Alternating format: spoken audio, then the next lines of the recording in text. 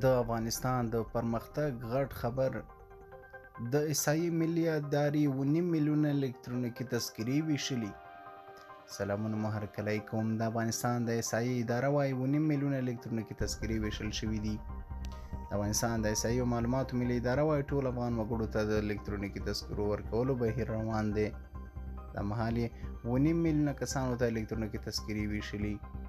د ادارې زیاته کړې ده چې په افغانستان کې تر سیاسي تحولاتو وروسته بیرته خپل فعالیت پیل کړی او تر دا مهاله یې څه باندې 1.5 میلیون کسانو ته په کابل ولایتونو کې الکترونیکي تذکرې ویشلي دي.